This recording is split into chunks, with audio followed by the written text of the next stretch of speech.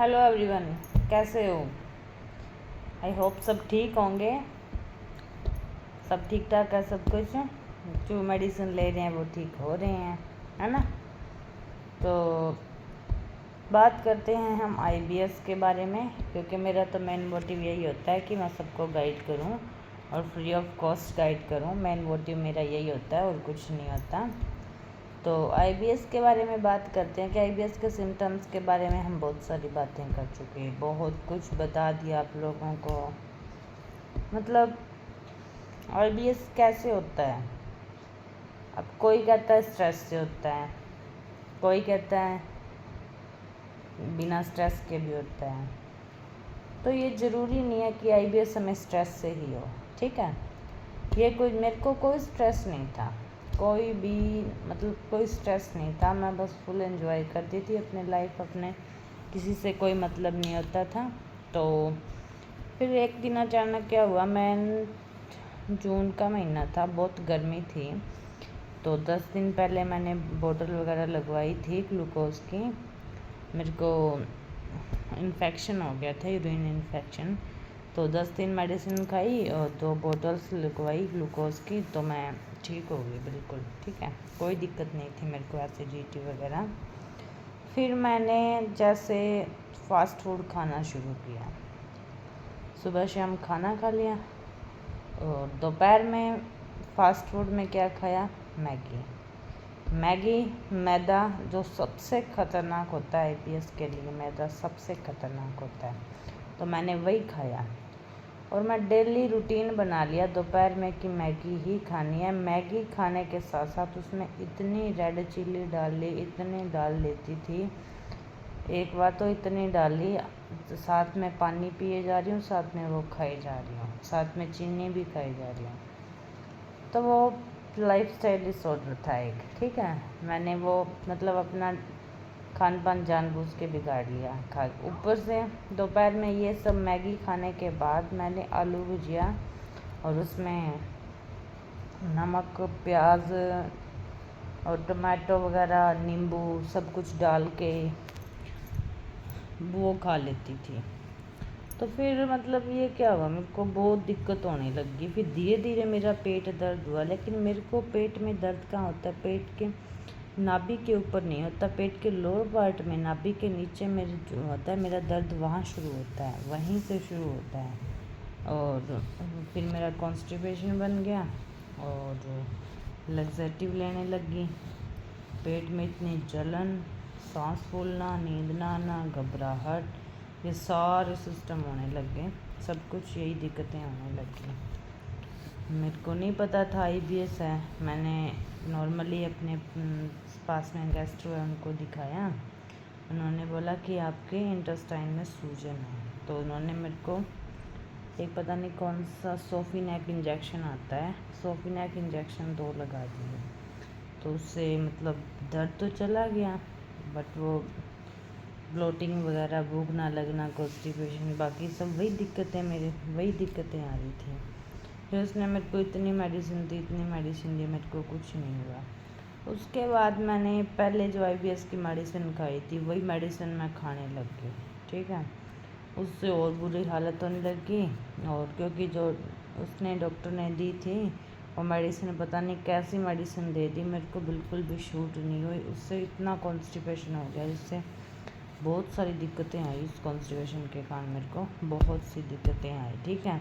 उसके बाद मैं फिर जयपुर गई। जयपुर मैंने सीके बिरला हॉस्पिटल में डॉक्टर अभिनव शर्मा को दिखाया। अभिनव शर्मा को दिखाया तो उसने मेरे को एंडोस्कोपी किया, और एंडोस्कोपी में उस मेरे को एच पाइलोरी बताया, ठीक है। एच पाइलोरी बताने के बाद मेरे को 14 दिन की एचपी किट दी गई। उस किट को जैसे मैंने लेना शुरू किया, मेरे को धीरे धीरे धीरे धीरे रिलीफ तो आने लग गया। एक टाइम पे ऐसे लग गया सब ठीक हो गया। जैसे ही वो एंटीबायोटिक एच पाइलोरी वाली किट मैंने छोड़ी, उसके बाद तुरंत मेरे को सेम वही दिक्कतें वापस होने लग गई। हालांकि मैंने दूध, घी, दही, डेयरी प्रोडक्ट सारे बंद, यहाँ तक मैंने मीठा भी बंद रखा था, नमक बंद था, मिर्च बंद थी, मैं सिर्फ उबाल के खाना खाती थी। और कुछ नहीं खाती थी, उबाल के खाना खाती थी, बट फिर भी कॉन्स्टिपेशन की दिक्कत, एसिडिटी और सांस चढ़ना वगैरह सब कुछ यही दिक्कतें थी मेरे को, सांस फूलना, यही सभी दिक्कतें हो रही थी। उसके बाद मैंने फिर कुछ दिन वो मेडिसिन खाई, फिर मेरे को बीच में दिक्कत हुई थी, मैंने डॉक्टर को कॉल किया जयपुर के, तो उस डॉक्टर के सेक्रेटरी थे जो उसने मना कर दिया, कहते डॉक्टर ऐसे बात नहीं करते, आप आके दिखा के जाओ।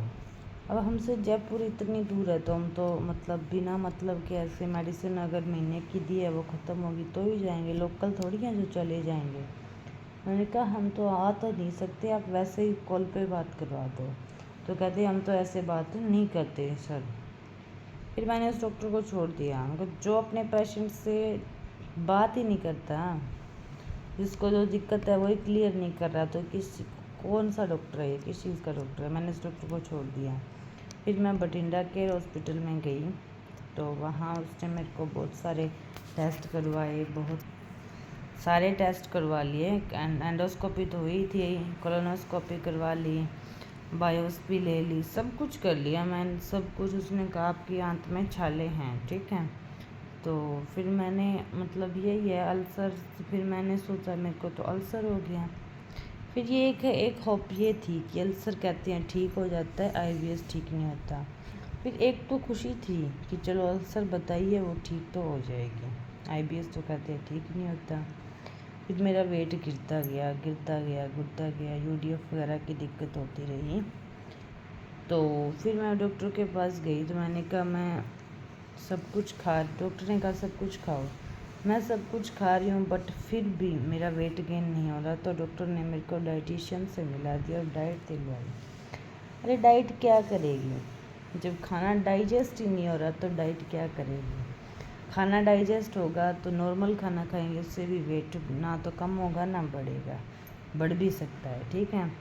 मैंने उस डॉक्टर को कहा कि क्या पता मेरे को आईबीएस हो, तो उस डॉक्टर ने मेरे को क्या जवाब दिया, कहते नहीं आपको आईबीएस नहीं है, आईबीएस में वेट लॉस नहीं होता। और डॉक्टर ने मेरे को ये बोल दिया।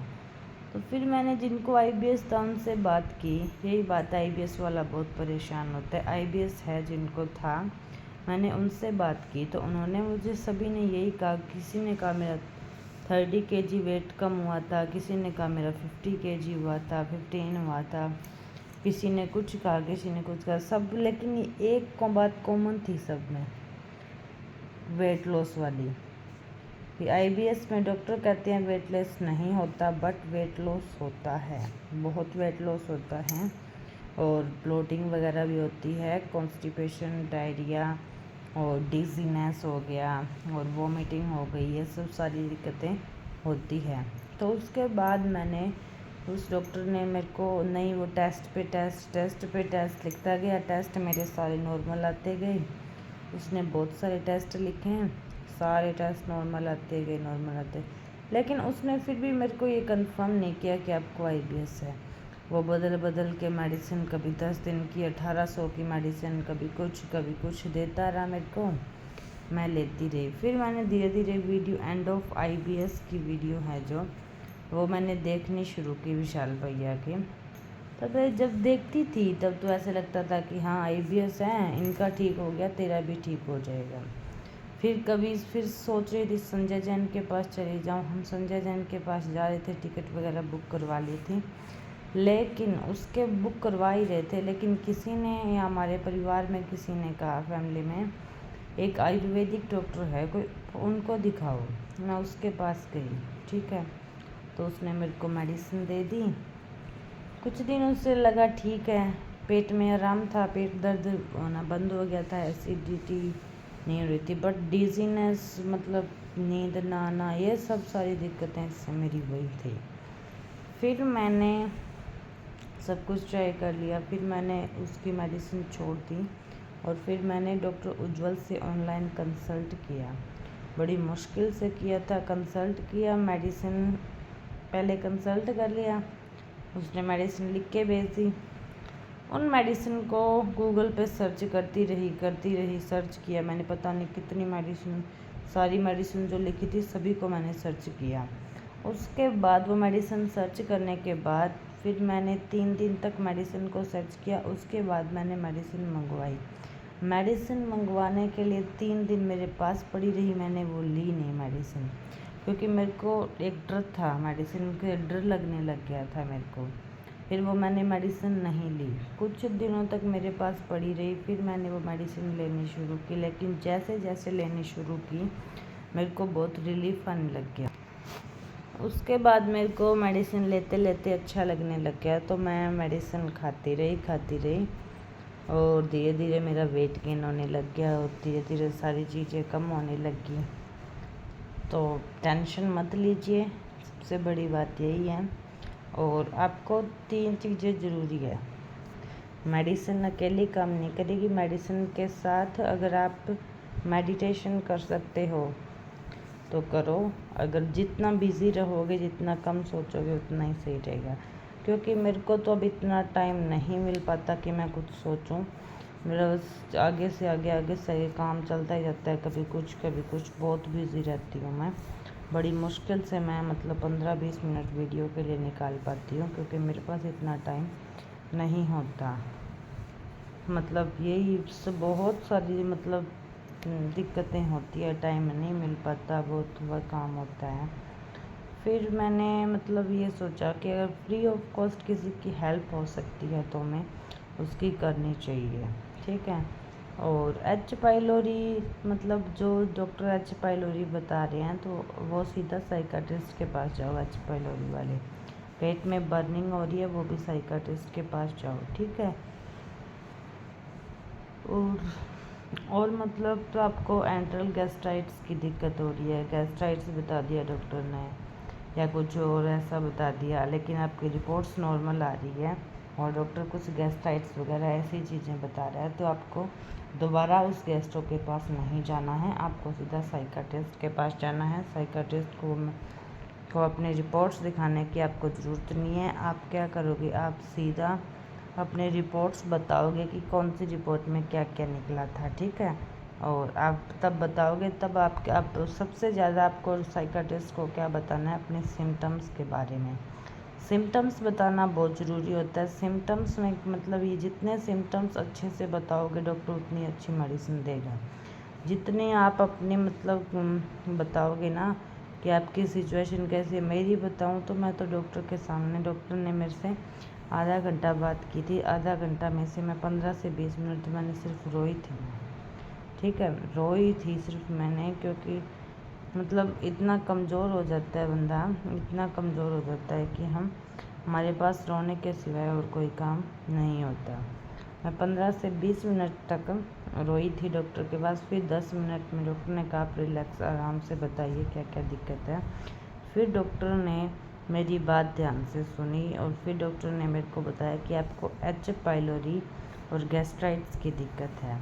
तो उन्होंने मेरे को मेडिसिन दी और मेडिसिन अब उनकी मैं खा रही हूँ, मैं काफ़ी ठीक हूँ, बहुत रिलीफ है मेरे को, काफ़ी रिलीफ है, ठीक है। कभी कभी तो ऐसे लगता है सिम्टम वापस आ गए, बट पहले से बहुत ज़्यादा रिलीफ है। इग्नोर करोगे तो ये सिम्टम्स भी आपके चले जाएंगे।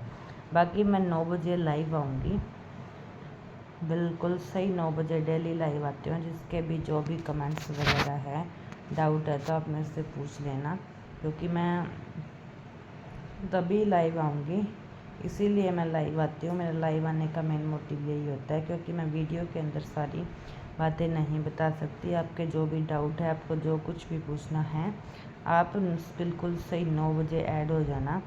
लाइव आऊँगी मैं और आपको सारी बातें आपकी बताऊँगी। जिस चीज़ को जो दिक्कत है उसकी कंफर्म करूँगी। मैं नहीं कहती मैं डॉक्टर हूँ, मैं डॉक्टर नहीं हूँ, बट मैं मेडिसिन खा के इतना एक्सपीरियंस ले चुकी हूँ कि मैं आपको बता सकती हूँ कि आपको क्या करना चाहिए और क्या नहीं करना चाहिए, ठीक है। और जितना मेरे से हो सकेगा मैं आपको मोटिवेट करूँगी और गाइड भी करूँगी, क्योंकि मेरे को भी किसी ने गाइड किया तभी मैं निकल पाई हूँ। अभी तक मैं पूरी 100% नहीं निकली, बट 60% निकल चुकी हूँ मैं। तो आप भी कहते हैं ना 10% से शुरू होता है, 1% से शुरू होके 100 करना होता है हमें।